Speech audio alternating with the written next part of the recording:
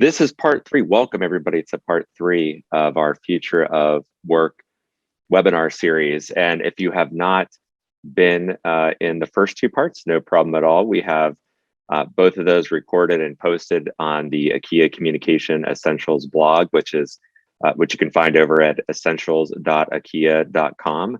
If you haven't been there lately, we're posting and updating the Communication Essentials blog, all of our Communication Essentials hubs, which are put together by our teams based on real world and trends that they're seeing in the industry. That is not a sales site as much as it is a learning and best practice site about some relevant trends that we see coming up. Obviously, this being one of those topics. So a lot of conversation around this.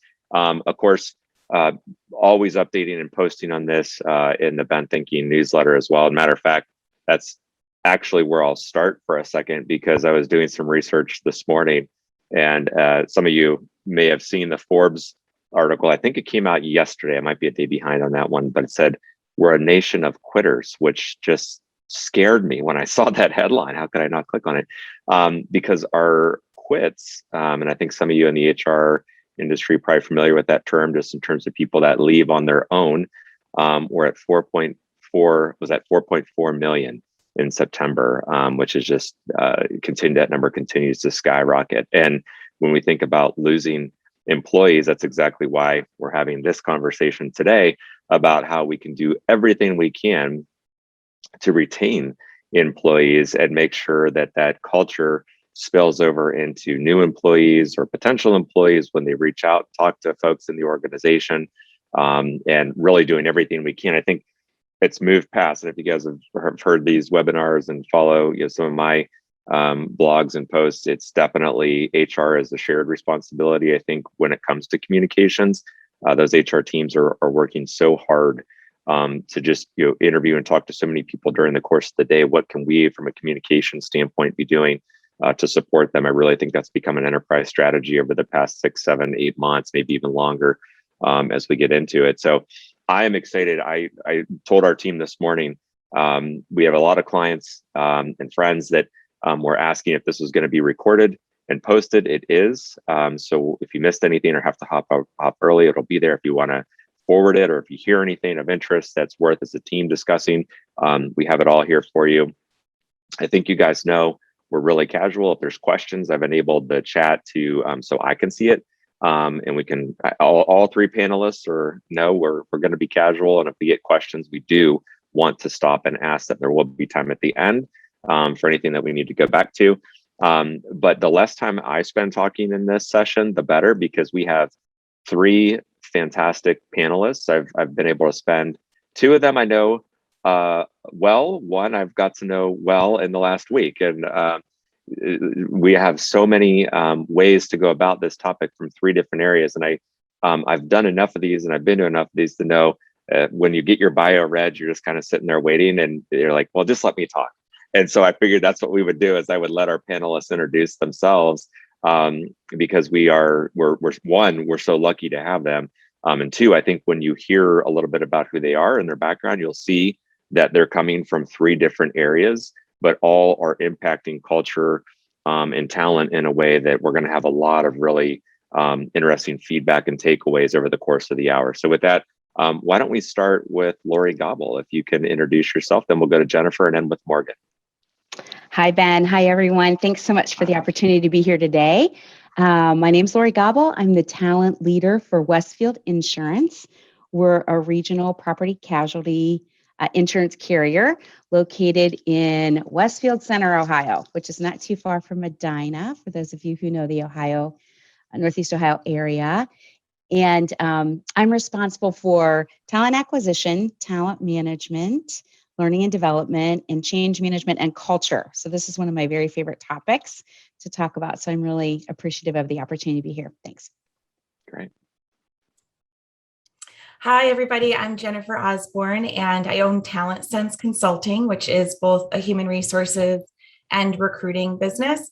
And I'm based out of Northeast Ohio, but have clients all over the United States, ranging in all kinds of industries, but mostly smaller organizations that aren't yet at the point where they need a full-time HR manager or director, so they outsource their HR function to me and my team, or I do typical headhunting for hard-to-fill positions for also smaller clients across the United States. So thanks for having me. I'm one of the people that Ben knows because Ikea is one of my longest clients.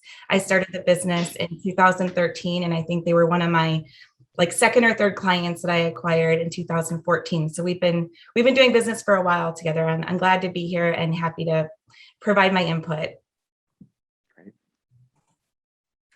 Okay, hi everyone. I am Morgan Gupina. I'm actually an account director at Ikea, so I'm familiar with a lot of you joining us today. But in my role, I help develop strategic communication plans, tactics, things like that for many of our B2B and also B2C clients.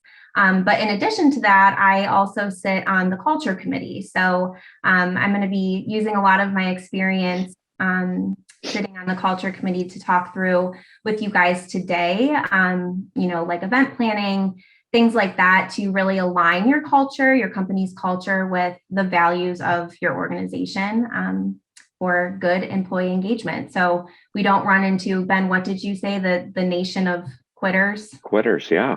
Yeah, we don't want really, that. it's a heavy headline. Yeah, it is. Yeah, didn't like it. I mean, I'm going to use it in the Ben Thinking newsletter, but it scared me.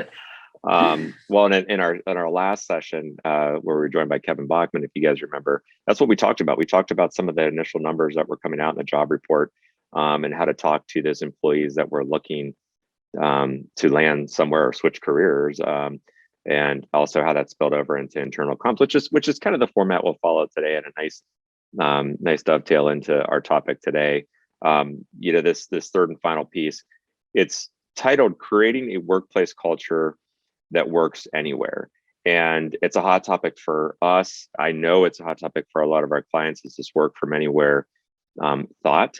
And the thing that we've been discussing internally and with our HR team is all the energy. If you think way back before the pandemic, like way back in 2019, which is all of almost 2 years ago now, all the effort and energy that went into internal comms, HR, into managing this culture in a workplace with events and how people felt, and open communication, and just so many things that went into creating this really special place, that place where you work. And when we went into the pandemic, it kind of went into this mode of just trying to be functional. And now, 18 months after, 19 months after, we're in this spot where we're starting to deal with some of the fallout of video fatigue, which I know you're going to hear about, not having the connection, which I know you're going to hear about. How do we substitute in wake of not having as much face-to-face as we used to, and things that really should be applied to how we go forward in managing a culture that now is remote. I think one of our own internal leads said, we're all remote employees now. So how do we deal with that? And I'm going to be taking notes as we go. And I'm fortunate enough to have all the input from our panelists ahead of time. And I know we're going to really be getting into some really interesting topics and info that they're going to share on these things. So 2 quick housekeeping things, like I mentioned. One, if you have questions, just reiterating, please do ask them in real time. There's no issue to interrupt. And if not, if you have questions after and we either run out of time, we are going to have a hard stop. We want to be respectful of our guests' schedules. My email is ben.berugler@ikea.com. I think most of you know that. I will get you the answer. If you have a question that didn't get answered, we will get that for you, or want more input from any of our panelists, who are also, I'm sure, willing to connect on LinkedIn and go deeper with you on anything that you might have questions around. So with that, we're going to go ahead and get into our questions. As like I said, the more I give our panelists the chance to discuss, the better.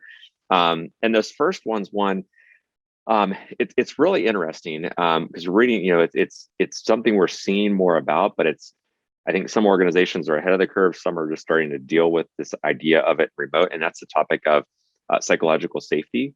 And the question itself is, how can a company cultivate an environment of psychological safety with remote employees. And I do want us to think about that idea, that thought I mentioned a second ago, that it might be all of us that are remote employees.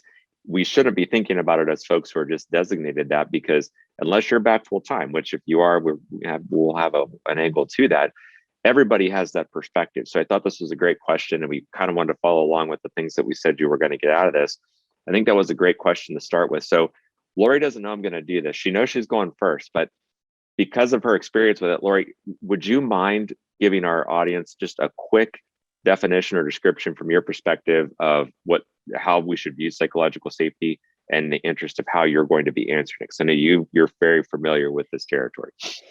Yeah, so I'm happy to do that, Ben. We at Westfield have been working for several years to be really intentional about our culture. And so intentionality is going to be a really important part of my answer. But Amy Edmondson's a Harvard professor. She's known for doing a lot of work around psychological safety. And it's really about creating an environment where the team is confident that when they speak up or they contribute or they have an idea, they can share that without fear of retribution, retaliation, being embarrassed, being kind of minimized or shut down.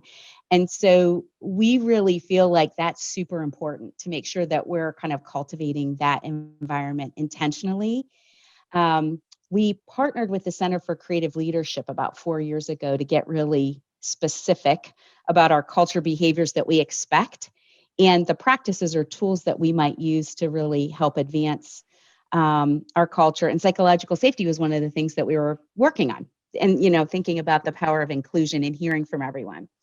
So we've implemented a lot of tools. There's a couple of them that I really love, but I think we're first emphasizing being intentional about meeting design and interaction design.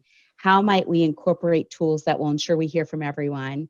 So we use check-ins and check-outs, right? So we might kind of start the conversation by seeding it with a question. What do people hope to get out of the session today? What's one word to describe how you're feeling about this meeting today? Talk about one thing you hope to learn. You can debrief with similar questions on the back end. And we really love this tool that we've started using called thinking rounds.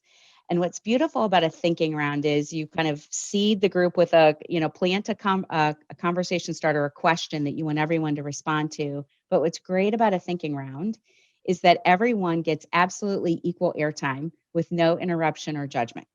There's no response. So we plant the question in the middle. So we might say, what's the one thing you're excited about regarding this project? And what's one thing you're concerned about? Everybody gets 2 minutes. They can answer that question however they want. And virtually, when I facilitate, we literally time them. And there's a really important message in there, which is everyone is going to get the exact same amount of airtime. Hierarchy doesn't matter. Your position doesn't matter. We're going to hear from everyone. And when we do that, then we kind of think about everything we heard without interruption or commentary. And then we kind of invite a bigger dialogue about what we heard. And people feel free and comfortable knowing that they had a chance to think about what they wanted to say. They didn't get put on the spot, and that they were going to get equal to airtime to be heard. So we've really done a lot of work in that space. And then the other thing I would say before I hand it back to you is we've really tried to leverage our investment in technology that we made right before the pandemic started. So how are we using chat? How are we using emojis? How are we using the whiteboard? Like, how are we maximizing this technology that we have in front of us to make sure everybody can, respond to the poll, interact, engage, making sure we're hearing from everyone. So those are some of the things we're doing. I recognize some of the names in our group today, and I hope you're ready to answer more questions about equal to airtime, because I made a note about that, and I think some others will as well. I have about 5 other questions that come from that. Maybe they'll come up later, but I think that's a great idea. And can you talk for a minute? Just what have you heard any real-time response or feedback from employees, like saying like, "Thank you for doing it"? I know the equal aspect of it has to feel good, but is that something that they look forward to? Is that feedback? It has to have been positive, I can imagine. Oh, yeah.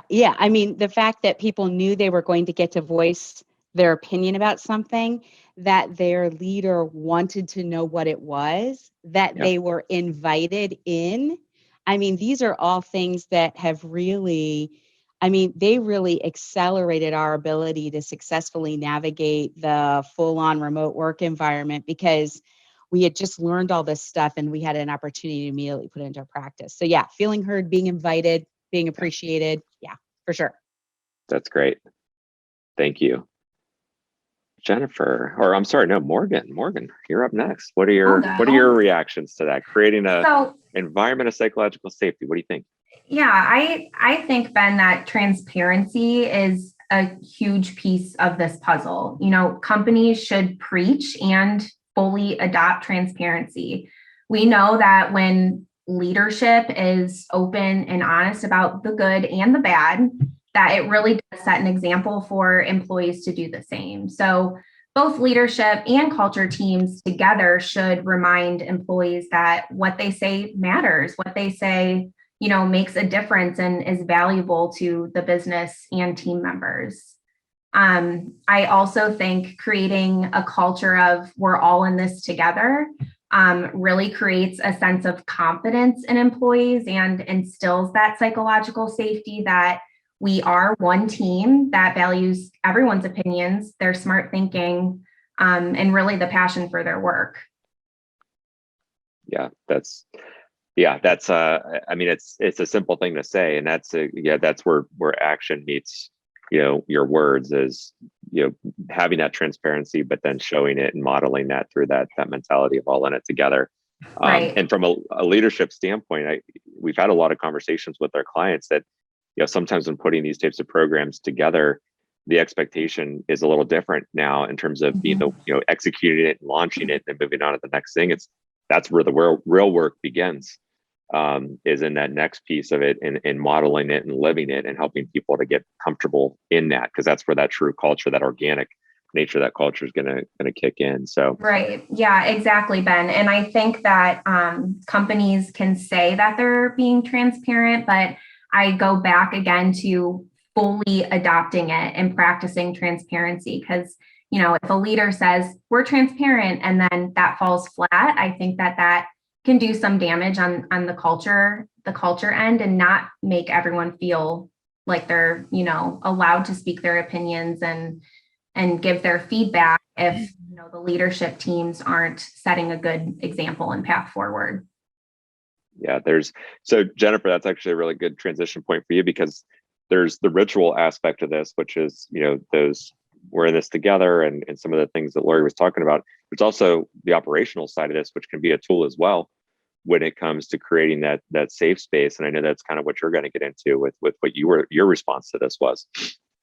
Yeah, and my response to this is really probably the most practical and boring from a true HR standpoint, unfortunately, but it's the truth, right? And just a reminder that now more than ever, it's important to acknowledge, point out, remind, have a meeting, whatever it might be, to talk about policies related to making sure that employees feel safe, whether remote or in the office. And it's like the open door policy, right? Like you see something, say something, and that you know who to go to if something comes up, especially if it's your manager, right? So if your manager is making you uncomfortable, who do you go to next? So that's HR's responsibility, or the executive team's responsibility, to make sure that employees are aware of that, at least on an annual basis, as well as harassment, right? That there's no tolerance for it. What is harassment? What does it look like? Who can harass me? How can I harass someone else? Not that you want to give people tips, but what does it look like to stay away from it and to know when to say something about it,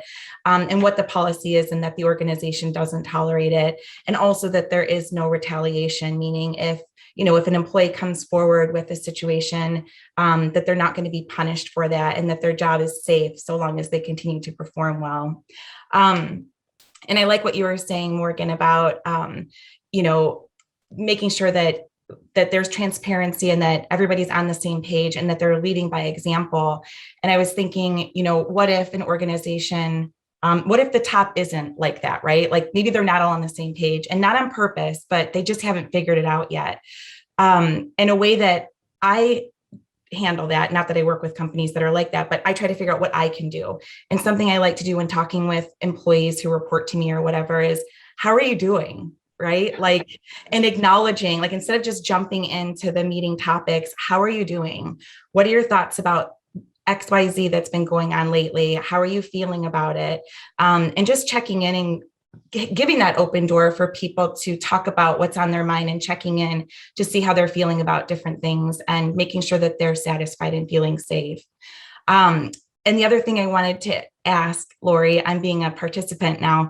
You mentioned checking in and checking out, and checking in would be like, what are you hoping to gain out of this meeting? You said checking out. I want to know how to check out. How do we do that? How do we end? How do we check out? Yeah, I mean, what's one big idea that you took away from the meeting today? How are you feeling now as you leave the meeting, now that we've had this discussion? What's one big accomplishment that you hope for this week as a result of this discussion? We try to do, and some of them are personal, right? Like, hey, what's one big fun thing you have planned for the weekend? So it's this idea of connecting on so many levels, right? Connecting about the topic at hand in the meeting, connecting personally, making sure that we're making ourselves known to one another.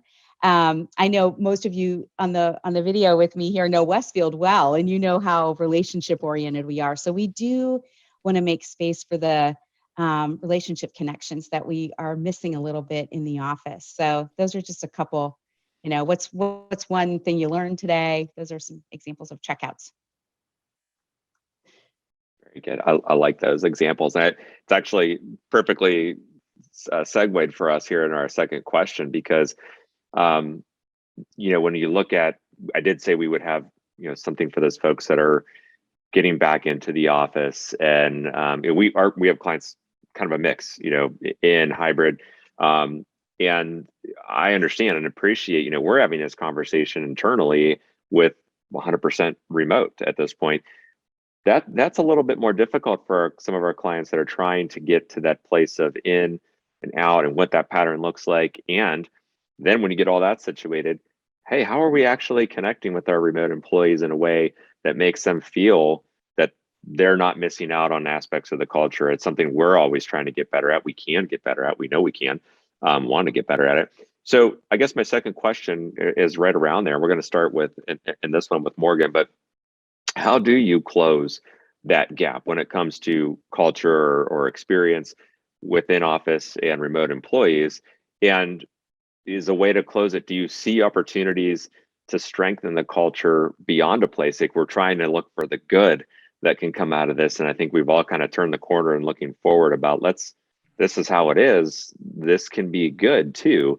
Can it get better overall? Can culture actually be in a better place than it was pre-pandemic because of the things that we have to account for now? Morgan, why don't you kick us off on that? What do you think? Yeah, so, and I think you said it, Ben, but we're always working hard at Ikea to make sure that we are kind of bridging that gap between both members that are in the office, but also working remotely. So, it's important to make sure that everyone feels included on a business level and also a cultural level too. So, if you are in that situation where you have team members both in the office, and working remotely full time, just always be thinking through ways that you can incorporate a virtual component. So those remote team members always feel included, and you can really bridge that gap. So for example, I'll talk about Ikea for a second. On occasion, we'll have agency-wide in-person meetings, but some employees who, work remotely or, in different geographies obviously aren't able to attend. So we'll always set up a live feed where we can stream the in-person meeting with all of us together in one room via Zoom, and then also encourage those remote participants to engage via video chat to ensure that, their thoughts and their questions are being heard. Ikea, one other thing I want to touch on is that Ikea has also began committing to visiting remote employees. So team members will actually travel to them to meet in person and spend time together, get to know them on a more personal level and, in their remote area, rather than expecting all of our out-of-towners, if you will, to travel to our office. So really making sure that those remote employees aren't forgotten about. They're still a huge piece of the team, and we need them to succeed, and just making sure that every step of the way we're thinking through how they can be included. Yeah, great. And I think the personalization, the personal aspect is where I think Jennifer's input on this kind of starts. So Jennifer, why don't you jump in and share your thoughts on this? Yeah, and I was just going to add something to what Morgan said, which I'm sure Ikea already does, but taking that, the concept of having the in-person meeting and inviting the remote people via video, taking it to the next step with asking, hey, like, can you see us? Like, what do you see here? Are you able to see everything? And I'm sure you guys do that, but I'm just thinking. No, that's a good point. Right, like actually acknowledge that they're there. Yeah. Right. Can you see the room? Who are you looking at? Yeah. And also engaging them throughout the meeting, right? So if it's an open-ended question that Ben asks and people are participating in the room, then maybe you also go to Amy, whatever, I'll just make up a name. Amy, what do you think about that? Just to kind of make sure that they're engaged. So that way they're not just watching, but they feel like they're participating as well. In my actual response to this, I'm going to talk out of both sides of my mouth a little bit. On one hand, socialize virtually, right? There's the happy hours and the social functions that you can have that can be done virtually. And it's a great way for people to get together. I saw a unique situation with one of my clients where they actually have been working remotely since they started business 20 years ago and have employees that are veterans with remote work prior to even joining the organization.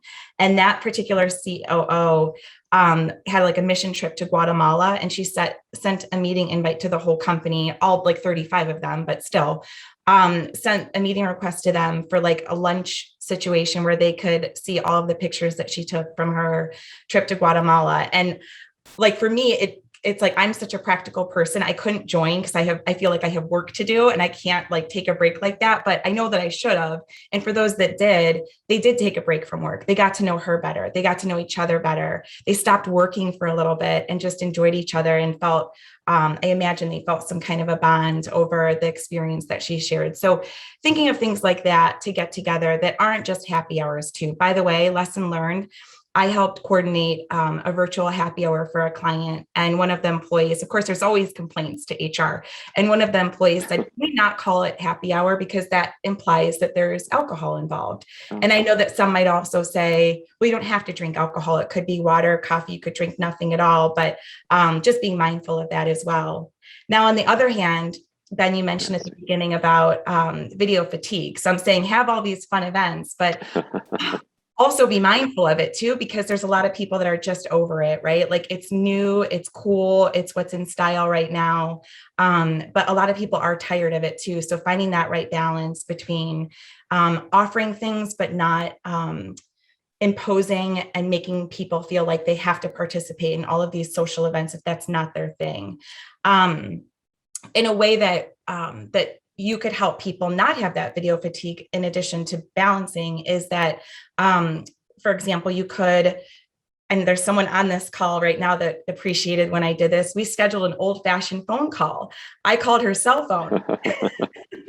And I do that sometimes, like rather than the video call, like just have a phone call so you don't have to worry about the technology and so forth. And some people appreciate it. And then another example could be to request not to be on video, though it's expected in most video calls, you're going to turn your video on. If you have a reason not to be on video, it's okay to ask that depending on the circumstances, So a good example might be one time there was a client who she knew that she was meeting with 2 female people from my team, and it was her only video meeting of the day. And she said, you guys, this is my only video meeting of the day. I've not yet put on makeup. I don't want to. Are you cool if we turn the video off? And we're like, sure. I didn't put on makeup yet either. So it's just like, you don't feel so obligated to always do like the video thing every single time, or just be mindful of it depending on who your audience is and so forth. And then finally, I thought of, considering if you work at an organization works across different states and in different time zones, always being mindful of that. So if you're in Eastern, scheduling a meeting at 1 o'clock, knowing that that's lunchtime for your central friends, which is obvious at a very large organization, but one that might be new to having employees in different time zones, it's good to be mindful of it. And if you are in a situation like that, sometimes that's a good way to get to know each other, is to talk about maybe the weather in that person's state, if it's different than yours, or sports, if that's your thing, or whatever it might be, just to kind of get to know each other rather than just jumping into the topic at hand. And those are my thoughts. Very good. What video fatigue, alternative video use is a hot topic. I know that's exactly where Lori's going to start. So get Lori, take it away. What are your thoughts? Yeah, I mean, so many good things from Jennifer and Morgan. So just, in the interest of being additive, what I would say is, especially if it's a one-on-one meeting, you can get a lot of steps in a 45-minute phone call. Yes, if you're just on the phone. And my driveway has a wear path. So there are a handful of colleagues that I just know that we're both cool with it, especially if you're not sharing documents or things like that. If there's nothing to see and you're just talking, people really welcome it. And so it's a great way to get some steps in while you're kind of honoring the fact that you're both super tired of video and you're taking a break. So I say right on to all of that. A couple other things I would just quickly mention. I know we've got so many good questions. When I think about this idea of closing the connection between, remote and home office employees for us, and I think about the business side of it, we've really tried to reimagine some of our, I'll call them rituals. So like our annual all employee meeting is called One Westfield Day. And our marketing and communications team did a fantastic job of kind of reimagining that this year. So obviously we weren't here in person. It was on a really cool platform with full production. We had music while we were waiting for sessions. We did an opening kind of 10-minute stretching. Our wellness team came in and had us do like desk exercises. The chat was flying. People were saying hello to one another that they hadn't seen in a year. And we got a lot of good feedback from that in terms of the service office. Our field people have said, boy, the pandemic has leveled the playing field. And so you get a view into how those remote people really felt. So how can you not, just design intentionally for experience to be one that is equal, no matter where you're geographically sitting. So we've done a lot of that. I don't know how much of it'll stick, but people are really excited about that. We also have a really strong history here. We're almost 175 years old, and history is kind of a big part of who we are. We're proud of it. And so we've taken some steps we've got kind of historical moments all through the building. And I happen to be at the home office today, which it's just nice to be here. But we've tried to put a lot of that stuff online. So our remote colleagues who haven't physically been here can look at the pictures, look at the historical moments, have a tour, kind of connect with some of that stuff in a virtual way. And then, we're really trying to encourage continuing to strengthen relationships. So we have an employee Facebook page that gets all kinds of traffic and lots of fun pictures. And people are showing pictures of their coworker for the day, or, just a lot of fun things. If people actually do get together, they're taking pictures and posting. Encouragement. There's a lady who posts every morning, and it's her like daily dose of sunshine. And she's just posting like an encouraging quote every morning. And she's got all these followers. And then lastly, I'll say we had this phrase, we talk about casual collisions here a lot. So it's great if you're in the home office and you're bumping into people and you're having a quick conversation that saves a meeting. So we've been really encouraging people to do casual collisions on Jabber. We use Jabber as our chat tool. It's like, just Jabber somebody and say, hey, do you have 3 seconds for me to say hi? People are like, wait, what? You don't need anything? This is fantastic. And so I'll just randomly call people and go, hey, I was just checking in on you. How you doing? How's it going? How's that project going? Cool to talk to you. Just wanted you to know I was thinking about you. And I'm peacing out. And so it's just this, how do you just occasionally, do that? So I try 4 or 5 times a week to just reach out to somebody I haven't talked to in a while. Just keeping connections, warm and relationships kind of strengthened. So we do some of that too. And I think the field people especially appreciate that, knowing they're not likely to be into the home office soon. So those are just a couple extra ideas. So I love the casual collision idea. So question for you, Lori, on that, maybe some of our listeners are wondering the same thing. I wonder, I'm torn, pulling back the curtain a little bit. I'm torn on those types of things because I love the concept of that. I worry if I were to say, hey guys, we're going to have casual collisions, you're going to casually contact 3 people a week, it would feel like a chore that wouldn't happen versus, hey, this is an idea, don't have to do it. Just here's a couple ideas you could consider. And then or maybe it becomes organic. And I think it's something really to be said back to Jennifer's point about finding time to attend those personal meetings, as whether you're in a leadership position or not. That's a lot of what the Communication Essentials blog deals with, is we're all looking at this as a leader. How can I lead somebody, organization, project, people, whatever it is? But modeling that, it's like, well, if I wonder sometimes if Ben's not on that call, should I be on it? Should I be taking that time out versus, oh, Ben's here, it's okay. And I don't mean that as Ben as the CEO. I mean that as anybody that's in a lead or a head position. Is it better to say, let's do it or let's model it? Organic versus planned. Coach me on that. What are your thoughts? I mean, it's probably a philosophical debate. I would say organic, right? I would plant seeds. I think that's what we do here more. There's no mandate that says you have to have 3 casual collisions a week. It's just like, hey, as you hear from the team about things they're feeling, it's like, well, hey, let's brainstorm things we could do to help each other with that. And casual collisions is one of them, right? What are other things we could do? We do the virtual happy hours and the virtual coffee chats, and that stuff is just such a big part of our culture. It's the how do we together kind of brainstorm and figure out how to move that into the digital world when we can't have it in the physical world. So yes, I think organic is better for sure. So that would be my thought. That's where I would lean. I'm glad to hear you say that, because I think in the past it's it has a tendency to backfire, feel like something they have to do. The way you described it, it felt organic, felt like that to me. That's why I wanted to poke a little bit and just see if that's what you had done or would recommend, because I think the concept's great. We do miss those hallway conversations or there's not a water cooler anymore, but you know what I mean, conversations. So any way we can find to recommend it and model it, I think is important.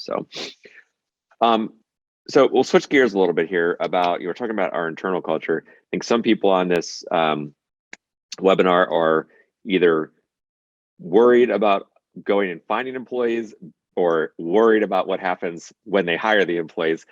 No matter what, I think all of us can say we're going to be bringing new employees on, or we have recently or have dealt with it over the last year. Let's dig into what factors should be considered when onboarding a new employee into a remote environment, meaning, whether they are working remote outside of the range of the home office or coming into an organization that is 100% remote and work from anywhere. What factors should we be taking into consideration there? And I think Jennifer, you're up first with this one. So Jennifer, go ahead. Yeah, and I think that the thoughts that I have apply to whether it could be a remote employee or someone in the office, but I think that it's even more important to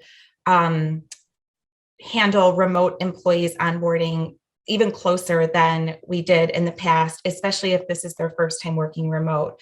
So I think one of the biggest pieces of advice that I have is to make it known to those involved in orientation or onboarding, if this is the new hire's first time working remote, or if they have little experience with working remote, and or if they're a veteran to it. I think that if someone has less experience, that there might be a little bit more hand-holding with them, a little bit more touch points, or that should be encouraged anyway, because I think what we're finding is that remote employees' onboarding experience affects their ability to be productive sometimes later than sooner, because it's so new and there's a lot of weird things that happen that they're not used to and they didn't expect. So I think acknowledging the person's experience with remote or not is important. And then I think that it's important to always have one point of contact who is responsible from the day that the candidate accepts the offer until the person becomes a new hire on day one. So maybe it's an HR person, maybe it's a CFO, maybe it's a recruiter. It depends on the organization that you work for. But one point of contact who's checking in with the new hire, getting the background check processed, handling the drug screening, making sure that they resigned, making sure there's not a counteroffer, and just handling all of the communications prior to day one.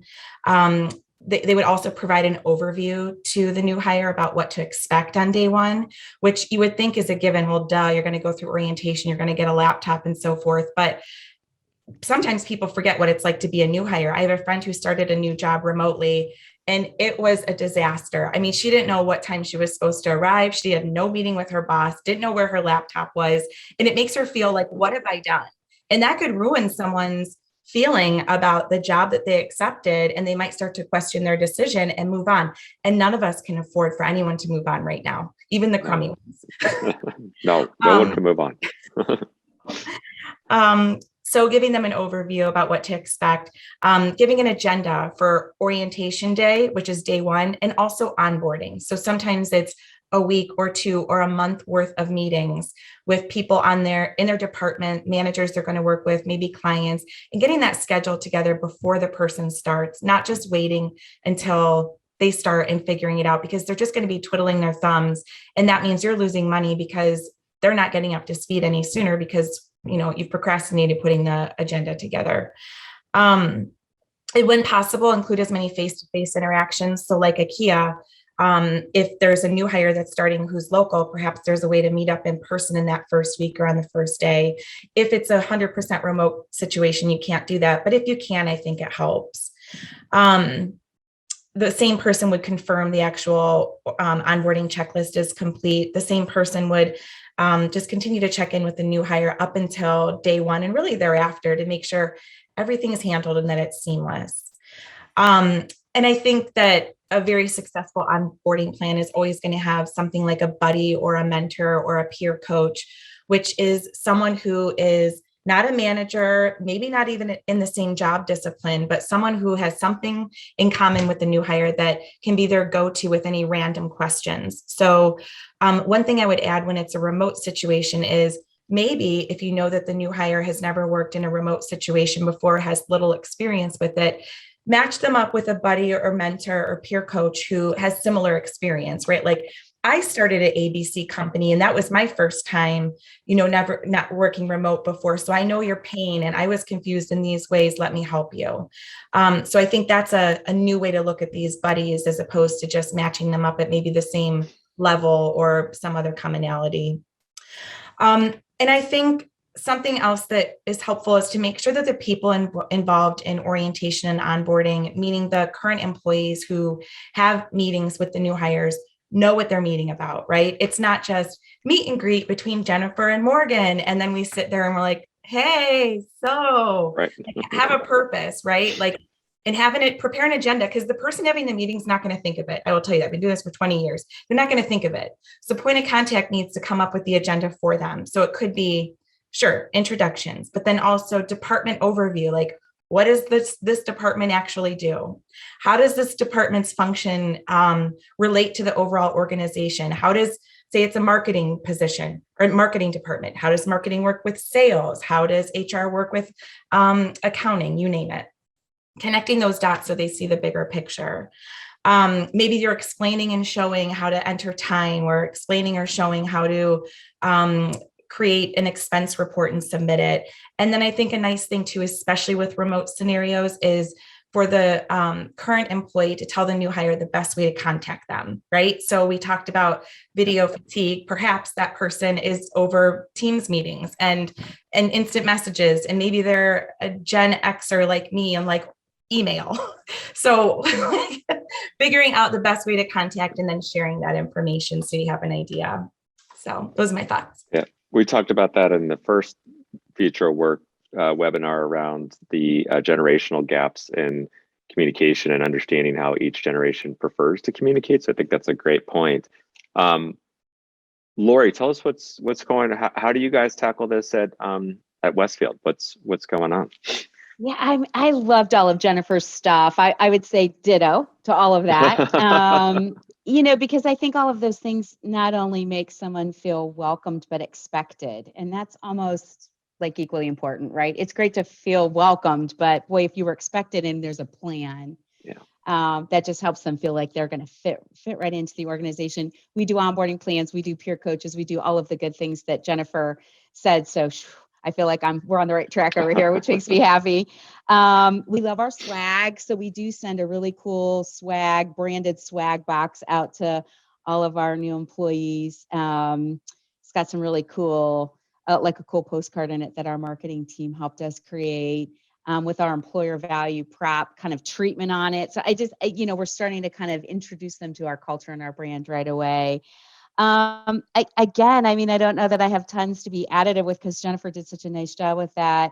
I suppose I would kind of double down on the helping people understand who they should meet and why they should meet them. So I say yes to that all day long. And the only other thing I'll add really quickly before we pass it off to Morgan is this idea of context. I just think context is so important. So whenever we have new hires in a meeting or they're getting ready to experience something, I think it's super fair and respectful to pause the conversation and take a 30 to 60-minute commercial to say to the new hire, hey, do you remember the other day when we were talking about X, Y, and Z? This is the vendor we were talking about. And I go, oh. So I'm onboarding a new employee right now, and I've got one starting at the end of November. And my team just knows it's our new learning leader. We're thrilled she's here. And I just literally pause the team and go, hey guys, I need to give her like 60 seconds of context. Give me just a quick second. So real time, she's not having to write down 47 questions. I can connect it to something we've already talked about. And I'm just inviting her in and making sure she's building upon what we've already talked about so that we can keep moving forward. So I'm a big context person, and I think I would add that regardless of whether it's a remote or face-to-face new hire, I just think that's helpful to make people feel like they're integrating quickly and they're in the know. Yeah, it's the little touches. It really is. It's the little touches that people remember about their first day, week. To do that in a virtual environment. I think we can do them. It's almost like, do we make a list of all those little things and figure out a remote or a virtual way to flip it? Because we don't want to lose those. So Morgan, what are your thoughts around the onboarding? Yeah, so I think Jennifer did a fantastic job at ticking through the list on, everything that we should be cognizant about when a new employee starts. But there's a couple snippets in there that I wanted to speak further on. Jennifer specifically said use a buddy system, which we actually do use at Ikea. So maybe just a couple things to touch on and how we put that to action, especially for remote employees, because we know now more than ever, it's really difficult for our new employees to build relationships with already established team members and, a fully remote environment. It's difficult for them to understand or really immerse themselves in the company's culture. We don't really have the luxury anymore of FaceTime, usually. Of getting to know them over, like an impromptu lunch or something that we would have done in the past to get to know them on a more personal level. So we've always had that Ikea buddy system where, new employees are paired with someone in the organization who are there every step of the way to help, answer questions, guide them, make them feel at home. But now that we are primarily remote, we've since had to think about how we shift that program, that buddy system to work in this more virtual setting. So we do encourage employees across all departments to schedule one-on-one meetings with the new team members to get to know them. So think about it, when we were all in the office before, the new employees could hear, little buzzes around the office and physically go over to a department and see what they were working on, what the process was like, how we collaborate among departments and teams, but we don't have that luxury anymore. So making sure that they are meeting with each team member within a department, because Ikea is smaller and we have the luxury to do that. We'll also invite new members to to participate in or at least listen in on internal account meetings so they can really shadow and get a feel for the team's dynamic. And then also just to, give them a warm welcome. I think Lori said we want to make sure that, they feel like they're expected. We also, and I'm scared to say this because Jennifer shared that feedback about happy hours with us. We do have virtual happy hours for all of our new employees. So, they can meet the team, they can meet the extended team, and just get to know them on a more personal level to increase their comfortability level. So I think those are all really important things when considering how to onboard virtually. Morgan, you're fine, because in orientation, we've added into the deck that says Ikea likes their happy hours. You're going to see a lot of them. There is by no means any obligation for you to ever drink, no matter what. And if you do, let us know. We'll get you an Uber. Yeah, exactly. Right. I was going to say we're okay to say happy hour, right? Right. We have responsible happy hours. There's plenty of non-alcoholic beverages that sit there. So our last question is one that I think, we've kind of gone through the journey a little bit here. We just talked about onboarding. Now let's talk about internal comms. So an employee is in the company, they are working there. We want to keep them there, as Jennifer mentioned. Quickly, as we're on about 8 minutes till, give me just a thought on how do you make sure this gets integrated into the internal communication strategy for those of us that are either working in corporate comms or internal comms or in the HR component that handles or advises internal communications? We see a lot of that. Talk to me about how that, what we've talked about here today in a virtual environment can be integrated across internal channels. And Jennifer, let's start with you again. Hope you're on mute. Sorry, I was on the wrong one. Okay, so my biggest thing with communication, remote or not, has always been about cascaded communication, which I'll explain, but also with a remote situation that you consider all of the various media or formats that you could possibly use, because you have people who learn differently, whether they're audio learners or they need to see it, they need to interact. So I'll come back to that as well, but cascaded communication, meaning starting from the top. And I feel like that's overused, but it's so true. It needs to start at the CEO, president level, then down to the executive or leadership team, then down to the senior managers, then down to the managers, then down to the supervisors or frontline leads, and then down to the individual contributors, so that each cascade means that everyone has the same piece of information and can release the information as they see fit to their people, and then do that in all different forms. So I'm not saying the CEO could never give information to the whole organization in person all at once, but it's best if everyone has a heads up so they can be supportive of whatever the messaging is. And then I think just using the different formats, whether it's all hands, all company meetings, department meetings, one-on-one, because you've got extroverts and introverts too, right? And people who listen and learn differently. So maybe a big, huge in-person team meeting or big, huge video meeting might not be their thing. It might be too overwhelming and they need the one-on-one time. So it's just that cascade and then coming at it from all different types of medias and formats. Lori, what are your thoughts on the internal comms side? Yeah, I think all of the things that Jennifer shared are right on, and things that we attend to. My ad would be, we create leader toolkits to do the cascading that Jennifer talked about. And I think what's really great about that is it ensures just a consistent message and everybody's really clear about the key 3 to 5 things and how to say them, right? And so I think it helps ensure that the cascading happens, because sometimes it gets stuck kind of in the middle. And a lot of times I think it's stuck not because people don't want to communicate, they're not quite sure what to communicate.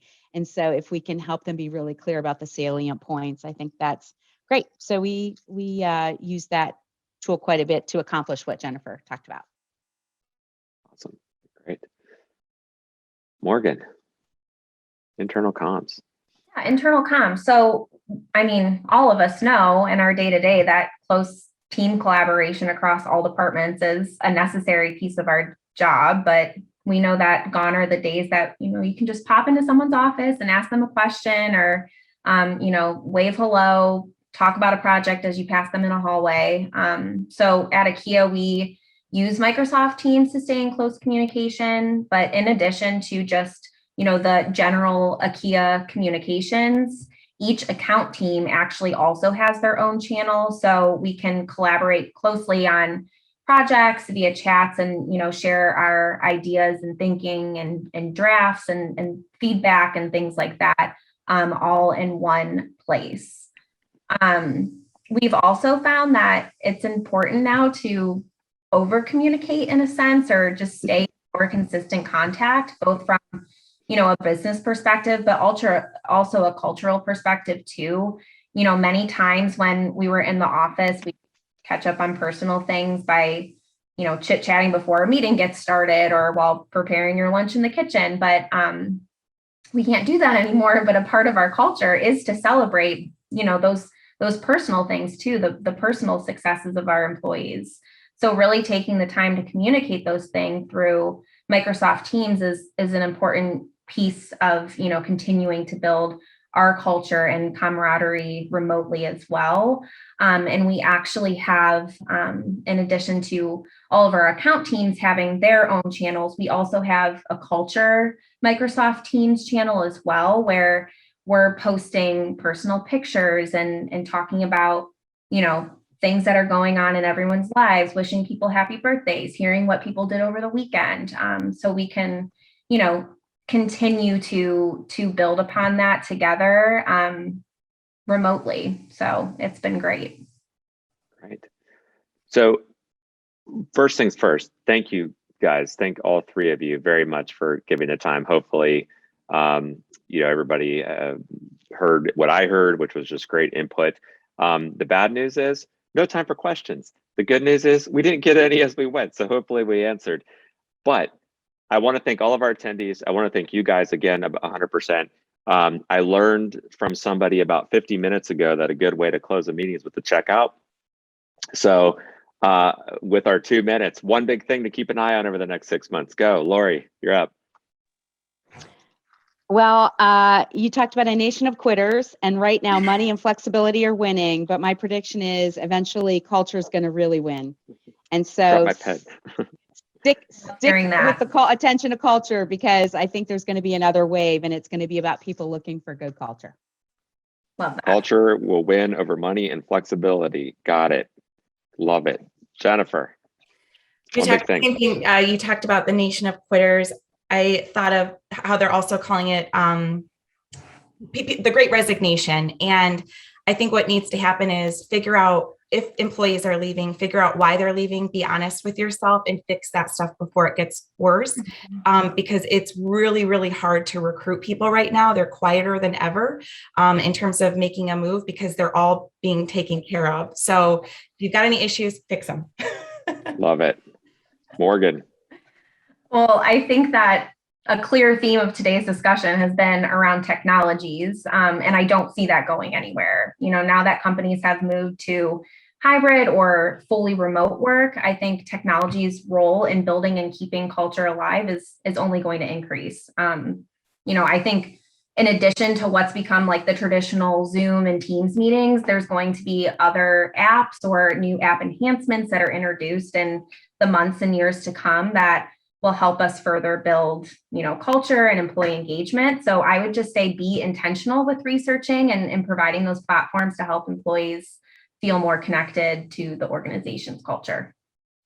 Love it. Guys, those were awesome. We have culture will win out over money and flexibility.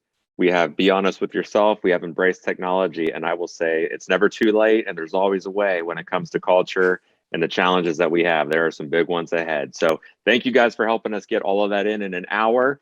We loved having you. Thanks to all our attendees. You can email me, ben.brugler@ikea.com with any questions, essentials.ikea.com for anything else. Thanks, guys. See ya.